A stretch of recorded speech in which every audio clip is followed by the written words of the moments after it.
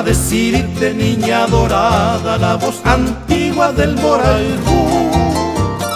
Palabra dulce, palabra amada, palabra bella, ¿cuál eres tú? Tú eres mi cielo, tú eres mi estrella, que siempre alumbra Cerecové.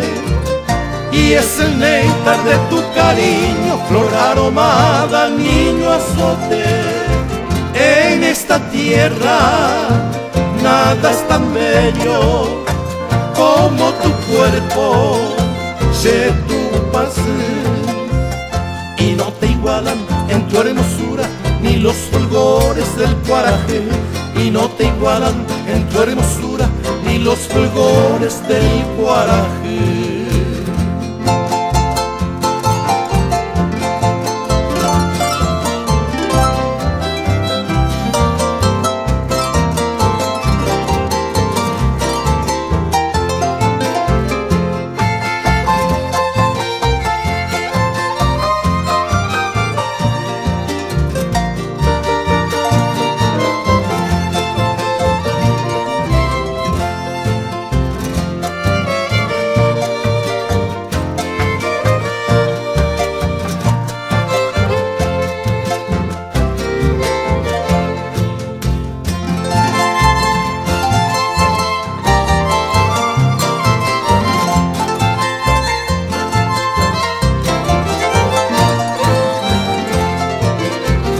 Son tus hoyuelos, fuente de encanto, por cuya causa se va.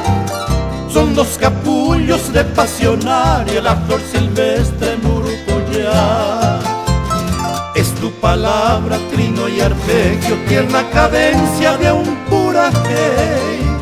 Y es el motivo de 100 poemas que siempre inspiran Shemia y Ujei. Tienen tus ojos tierna tristeza y la negrura del Ibacu, el centelleo de 2 puñales y languideces del Caro, el centelleo de 2 puñales y languideces del Caro.